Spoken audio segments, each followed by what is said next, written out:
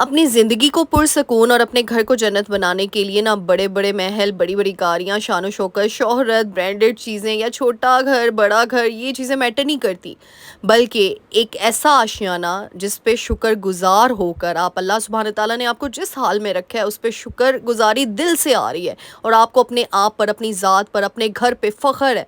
यकीन करें, ये है असल कामयाबी। और इस कामयाबी से जो आपको दिली सुकून मिलता है ना, और उस दिली सुकून से जो आपके घर में, आपकी ज़ात में बरकतें पैदा होती हैं, उसका लेवल ही कुछ और है। तो बस जी, आज यही चीज़ें आप लोगों के साथ शेयर करूँगी। Let's get started. अस्सलाम वालेकुम everyone, welcome to home makeup Alwasha. Hope you are doing good. अल्हम्दुलिल्लाह, आई एम आल्सो गुड। जी हाँ, आज मैं बताऊँगी कि छोटे से आशियाने में भी, कम बजट, कम वसाइल, महदूद वसाइल में भी आप कैसे बहुत ही सुकून वाली ज़िंदगी गुजार सकते हैं।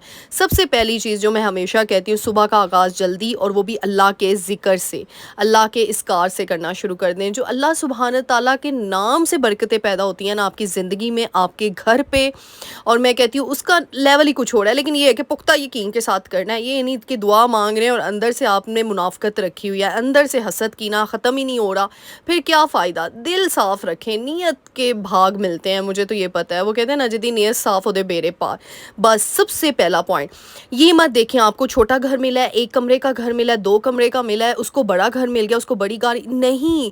आपको अल्लाह सुब्हान ताला ने आपके मुताबिक चीज़ें नवाजी हैं, क्योंकि अल्लाह बेहतरीन जानता है कि किसको कैसे, कहाँ पे और कितना मैंने नवाजना है। बस जब आपको दिल से उस बात पे यकीन आ जाएगा ना, ये है आपकी पहली कामयाबी, ये है आपकी पहली सीढ़ी जहाँ पे आपने बरकतें इकट्ठी करनी है। और मैं कहती हूँ दुनिया की कोई ताकत आपको बरकत दे ही नहीं सकती जब तक मेरा वो रब ना चाहे। अल्लाह सुब्हान ताला की ज़ात ही है। सुना नहीं हमने, व तुइज़्ज़ु मन तशा व तुज़िल्लु मन तशा। अल्लाह जिसे चाहे इज़्ज़त दे और जिसे चाहे, बस इसीलिए इन चीज़ों का फ़ैसला अल्लाह पे छोड़ दिया करें। अपनी मेहनत पूरी करें, दिल से शुक्रगुजारी करें कि अल्लाह ने मुझे जितना दे दिया, कोई बात नहीं, मैं महंगी चीज़ें नहीं ले सकती, लेकिन अगर अल्लाह ने मुझे इस काबिल बनाया, अगर मैं 100 या 200 की चीज़ ले रही हूँ, अल्हम्दुलिल्लाह इतनी भी ले रही हूँ, अल्लाह सुब्हान ताला ने मुझे इस काबिल भी बनाया। जब आपके अंदर ये चीज़ आ जाएगी ना, और उसके लिए वो तब होगा जब आप लोगों को देखना छोड़ देंगे। यकीन करें, इससे आपकी ज़िंदगी आसान हो जाएगी। अच्छा, मैं बताती हूँ मेरी सुबह की मैं कैसे प्रोडक्टिव रूटीन रखती हूँ। कि अगर मेरे पास चीज़ें नहीं भी हैं, ठीक है, वसाइल कम है या कुछ भी ऐसी चीज़ें हैं, मैं फिर भी किस तरीके से प्रोडक्टिव रूटीन अपनी सेट करती हूँ। अच्छा, यहाँ पे मैं सुबह सुबह उठ की नमाज़ वगैरह, अस्कार वगैरह करके ना, फिर वो देखा है मॉस्किटो रेपेलेंट, वो एक ये मिलता है, ये टूल मिलता है। ये आप लोग अगर मुझे कहोगे तो मैं शेयर करूँगी। इससे इतनी आसानी होगी है ना। यहाँ पर मैं फ़जर, आजकल आपको पता है हम 3:45 बजे तक उठ जाते हैं, 4 पौने 4। फिर मैं उठ के ना, फिर मैं क्या करती हूँ, नमाज़ वगैरह अंधेरे में ही पढ़ के, कई बार होता है बाहर हॉल में चली जाती हूँ, फिर कई बार होता है मोहम्मद बेटा ना ऐसे कुछ, मतलब मुझे लग रहा होता है कि उठने वाला है, फिर मैं लाइट ऑफ में ही नमाज़ पढ़ लेती हूँ।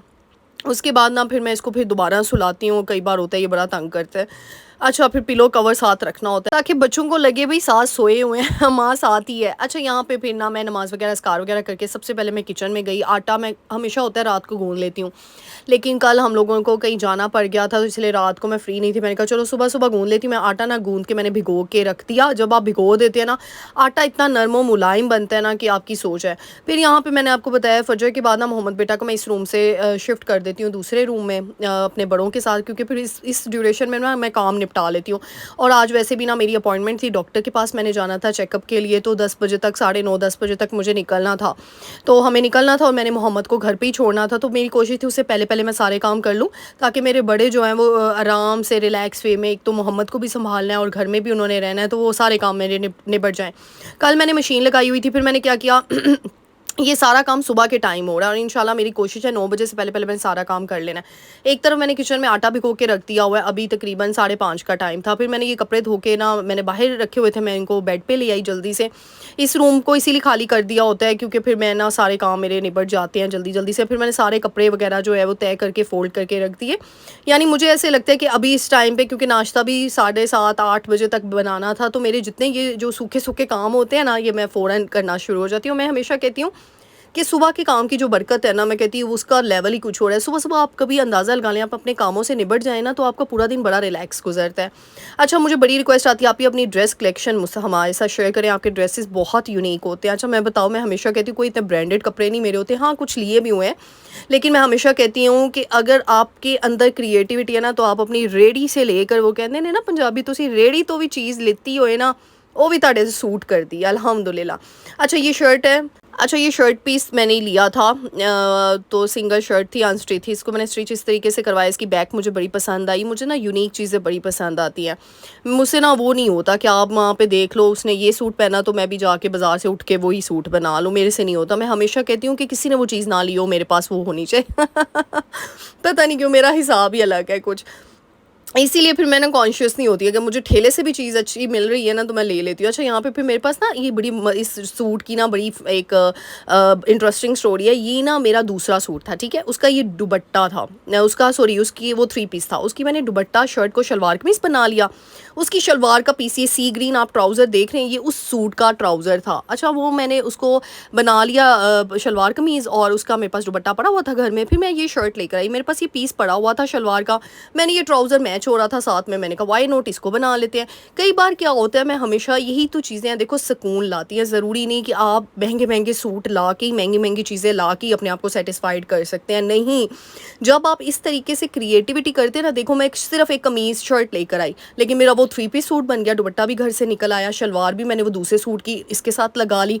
डिज़ाइनिंग कुछ इस तरीके से की कि वो लग ही नहीं रहा। यानी ये मैंने आपको बताया तो आपको पता चला है, वरना पिछले साल की वीडियो आप उठा के देखें जिसमें मैंने छत का मेकओवर किया, और यही ड्रेस ग्रीन वाला पहना हुआ है। मैंने थंबनेल पे भी रखा, जो है ना इसकी पिक्चर लगाई हुई थी, आप देखिएगा जाके, तो आपको पता ही नहीं चलेगा कि वाकई में ये क्या, ये अलग अलग चीज़ें हैं। वो इतना अच्छा कंट्रास्ट कॉम्बिनेशन होता है, और ये कहीं से आप सीखते नहीं हो। मैं हमेशा कहती हूँ, जब आपको अपने रहन सहन के ऊपर, अपनी चीज़ों पे फ़ख्र होता है ना, देखो एटीट्यूड नहीं लेकर आना, गुरूर नहीं लेकर आना, लेकिन हाँ आजिज़ी में रह के अपने आप को फ़ख्र में एक्सेप्ट करो हर चीज़।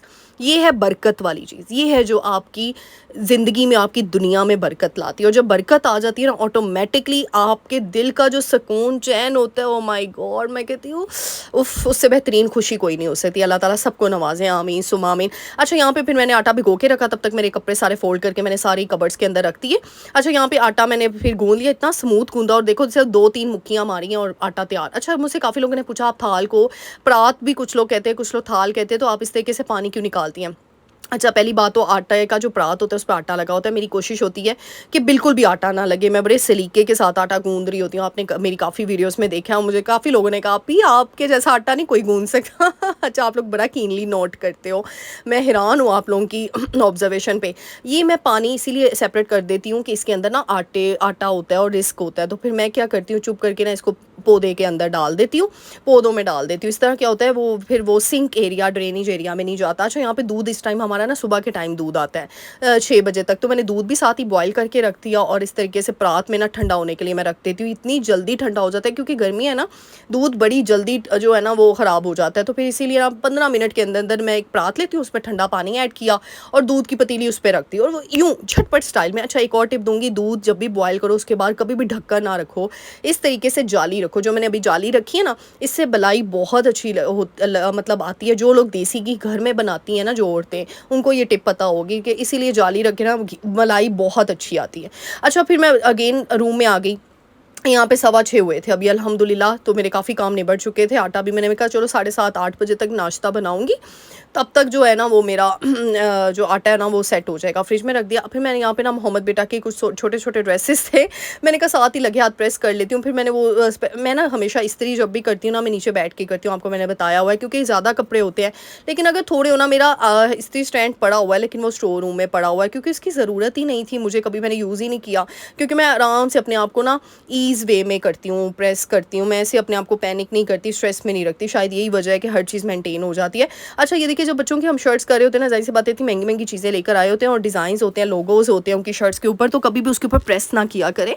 तो मैं हमेशा शर्ट्स को उल्टा करके प्रेस करती हूँ, जहाँ पे मुझे होता है कि अच्छा यहाँ इस डिज़ाइन के ऊपर मैं नहीं वो लगा सकती इस्त्री।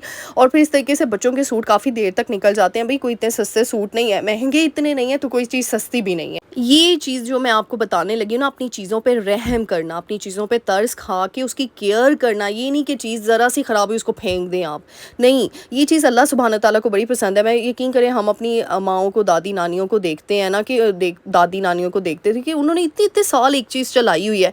आजकल तो एक महीना नहीं कोई चीज़ चलाता, बोर हो जाता है, या तो फिर बड़े हमारे पास पैसे आ गए, शायद इस वजह से ये कसूर है हमारा।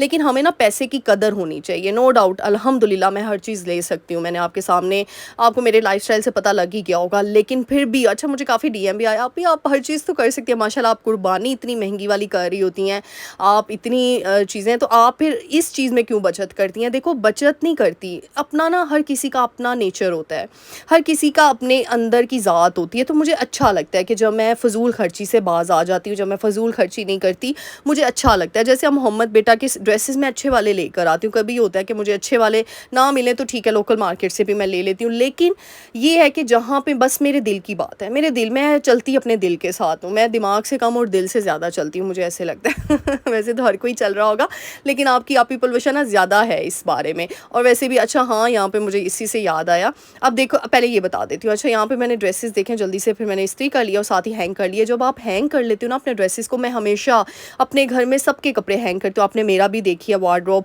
मैंने अपने हैंग किए होते हैं कपड़े माशाल्लाह से, और मैं इंशाल्लाह दिखाऊंगी अपनी ड्रेस कलेक्शन, आप लोगों के साथ शेयर करूँगी और आप लोगों को वाकई मज़ा आएगा। मैंने तो वैसे बहुत से ड्रेसेस शेयर किए हुए हैं। और इस तरीके से मोहम्मद बेटा की ना ये अलग कबर्ड मैंने रखी हुई है, इसके अंदर सारे मोहम्मद बेटा के शूज़ रखे हैं, फिर वो पुराने कपड़े, जो दूसरे कपड़े होते हैं मोटे वाले, कुछ कपड़े रखे हुए हैं। इस तरीके से बड़ी आसानी हो जाती है जब आप चीज़ों को अरेंज करके रखते हो। फिर एक फ़ाइल फ़ोल्डर मैंने अंदर पेस्ट करके रखा है, इसमें मुझे बहुत आसानी होती है, क्योंकि जब इसकी प्रेस्क्रिप्शन या कोई भी डॉक्यूमेंट हो मोहम्मद बेटा से रिलेटेड, तो मैं सारे इसमें रखती जाती हूँ। फिर डॉक्टर के पास जब भी जाना हो, इस तरीके से देखें मैंने हैंग किए हुए, मुझे बहुत आसानी होती है। ये चीज़ें आपकी सुकून लाती है आपकी ज़िंदगी में, मैं हमेशा कहती हूँ। अच्छा मुझे यहाँ से याद आया, आप लोगों ने कल इतनी खूबसूरत बर्थडे विशेस किए, थैंक यू सो मच। हाँ मेरी 29 जुलाई बर्थडे होती है, मोहम्मद बेटा की 8 जुलाई, मेरी 29 जुलाई, हम दोनों माँ बेटा जो जुलाई की मंथ की पैदावार तो ना माशाल्लाह से आप लोगों ने इतनी इतनी इतनी दुआएं दी हैं, थैंक यू सो मच आप सबका, इतनी प्यारी प्यारी विशेस, इतने प्यारे प्यारे आप लोगों ने। अच्छा सॉरी यहाँ पे करना चाहूँगी माजरत, मैं सबकी पिक्चर्स अपलोड नहीं कर पाई, एक्चुअली कल मैं बहुत बिजी थी। अब आप लोगों ने कह रहे हैं आप ही अपने बर्थडे सेलिब्रेट की ब्लॉग शेयर करें, नहीं मैं कोई इतनी हाई फाई वाली बर्थडे अपनी सेलिब्रेशन का नहीं रखती। हाँ मोहम्मद बेटा की थी, बट कहाँ गए थे, क्या हुआ था, वो मैं इंशाल्लाह ज़रूर शेयर करूँगी। एक्चुअली हमेशा मैं कहती हूँ मेरी पाइपलाइन में ना कुछ टॉपिक्स होते हैं, पहले मैंने उनको कवर करने होते हैं, फिर बाद में जो एक्स्ट्रा चीज़ें होती हैं ना, फिर मैं कहती हूँ ठीक है ये कवर हो जाए तो ज़्यादा ठीक है। अच्छा यहाँ पे फिर मैं ना यहाँ पे 7:30 बज गए थे, 7:30 पौने 8 बज गए थे, और मैंने 10 बजे तक निकलना था, तो मैं आ गई किचन में। यानी मैंने अल्हम्दुलिल्लाह सारे काम कर लिए। सफाई हमारे घर में ना माशाल्लाह हमारा घर साफ़ सुथरा काफ़ी रहता है, यानी अगर एक दिन छोड़ के भी काम करें ना तो घर नीट एंड क्लीन रहता है अल्हम्दुलिल्लाह, क्योंकि सबको आदत है अपनी जगह पे अपनी चीज़ें रखने की, सबको आदत है। बाहर की जूतियाँ हमने बाहर रखी होती हैं, अंदर की अंदर वाली जूतियाँ अलग हैं, तो वो गंदगी होती नहीं। हाँ कभी आंधी आए तूफान आए वो एक अलग मैटर है, लेकिन अल्हम्दुलिल्लाह घर साफ़ सुथरा होता है। और फिर मैं डेली बेसिस पे कर रही होती हूँ ना, तो एक दिन अगर छूट भी जाए ना, तो मैंने कहा मैं फिर आके आराम से कर लूँगी, अभी मैं जा रही हूँ। तो बस फिर यहाँ पे मैंने जल्दी से क्या किया, एक तरफ मैंने तवा गर्म होने के लिए रख दी, एक तरफ पेरे करके रख दी, एक तरफ मैंने हांडी बना दी, क्योंकि मैं कही थी कि शायद मुझे देर ना हो जाए, 12 बजे तक 1 ना बज जाए। डॉक्टर के पास पता नहीं ना चलता, अपॉइंटमेंट ली होती है, फिर आपको पता ही है ऊपर नीचे हो सकता है। तो फिर इस वजह से मैंने क्या किया, मैंने कहा आलू का सालन बना जाती हूँ, साथ में अंडे बॉयल करने के, वो तो फिर घर में हमारे बड़े भी जो है ना वो अंडे बॉयल कर लेंगे 12 बजे, क्योंकि अब गैस चली जानी थी 9 बजे तक, और फिर 12 साढ़े 12 आनी थी, और फिर पता नहीं कब तक रहे। तो फिर मैंने कहा अंडे बॉयल कर लेंगे, उस टाइम पर मैं जल्दी से ना आलू की ग्रेवी बना लेती हूँ।